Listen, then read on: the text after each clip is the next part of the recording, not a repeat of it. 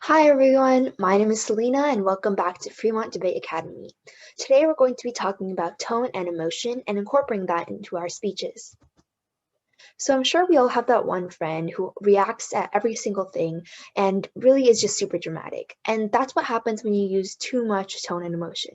But balancing that out and using the right amount can really be persuasive and help your speech be a lot more interesting. So first, what is tone? Tone is how you speak. What's really interesting is that 38% of our communication is through our tone. And tone can be volume, how loud or soft we speak, and any kind of emotional appeal that adds a little spice to our public speaking. And whenever we have the same sentence, the exact same words, but a different tone, that leads to a different meaning. It's similar to how with a sentence with different punctuation, it has a different meaning. Tone can also make a sentence have different meaning. So the first part of tone is volume. Usually when we're giving a speech, we want to be confident and strong. So we want to have a higher volume than we normally have when we're talking in order to make sure that our voice projects throughout the room that we're speaking in and everyone in the audience that we're speaking to can hear our voice loud and clear. In addition, if you're speaking on a stage with a podium, remember not to cover your face with your paper or the podium because it blocks your voice from projecting. We don't want anything to cover our face like this because then it lowers our volume and our voice becomes more muffled and unclear. In addition, you can also look at your audience's reactions to adjust your volume and make it so that they can hear it better. For example, if your audience is like struggling to hear or is leaning closer in, then you probably have to talk louder. So now let's go into emotional appeals. There are three types of emotional appeals, and number one is ethos. Ethos is ethical appeal, and this is being relatable to your audience. Ethics is kind of the study of what is right or what is wrong, what is good morally. So usually you want to be casually speaking, engaging, and also excited to talk about the topic.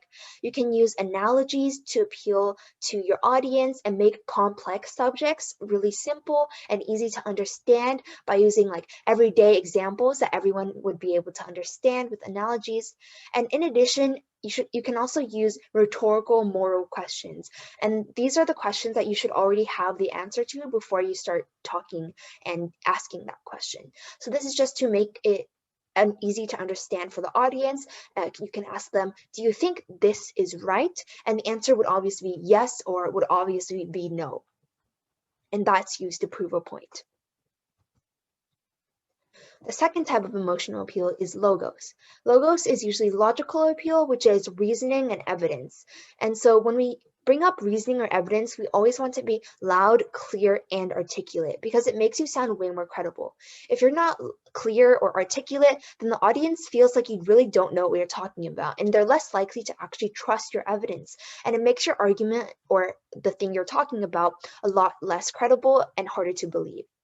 In addition, logos is really, really good support for other appeals. All of these emotional appeals, when combined together, they are super duper effective. But if you only use one, that's great too, but it works better if you combine it with others. For example, if you use an analogy backed up with reasoning and evidence, then it really relates to the audience.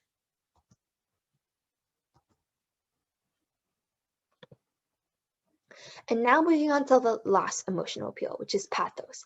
Pathos is true emotion, so making your audience feel something, feeling sad, happy, any of those emotions. So whenever you use pathos, for example, you might want to do it for a sad story. You could be softer, decrease your volume, stretch out your syllables, and have pauses in order to have emphasis on the really important parts that you really want your audience to understand.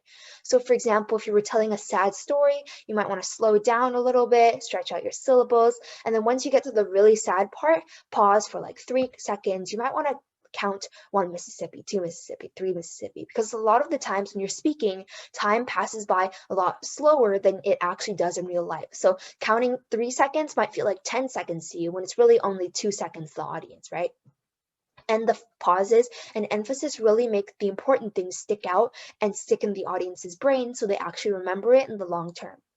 In addition, you want to match your facial expressions and your body language with your tone, right? If you're talking about something really, really sad, but you're smiling, then it shows that you're insincere. And if you're not meaning what you truly say, then why should the audience believe you? Your body language as well. If you're talking about something super happy, then you probably want to shoulders back, have a really strong stance, seem like you're confident, so the audience matches that feeling. And one really important part of public speaking is and ensuring that your tone gets passed through is to stop your use of filler words. I know filler words are really, really hard to get rid of because we're all so used of saying it in like normal conversations like I just did. Like a lot of these common filler words include like I just said, like a couple seconds ago. So usually when you're trying to give a speech, it's better to actually just pause instead of using filler words. And pausing might seem awkward to you personally, but it's actually better for the audience because this can be seen as adding emphasis to the point you were talking about previously, and instead of just saying a random filler word to fill up the silence. In addition, filler words definitely gets easier to decrease with more practice, and so practice definitely does make perfect. If you're actively trying to stop or decrease your use of filler words over time, then you will definitely succeed. So obviously, all of this volume, emotion, tone, filler words, they're all connected, like the ARESI structure that we've learned in MSPDP for our contentions and our points. When you combine tools, depending on the needs of your audiences, it makes it super duper effective, and you can kind of draw these out of a toolbox of ways you can engage your audience in order to make sure that it's effective and works in every scenario that you need it in.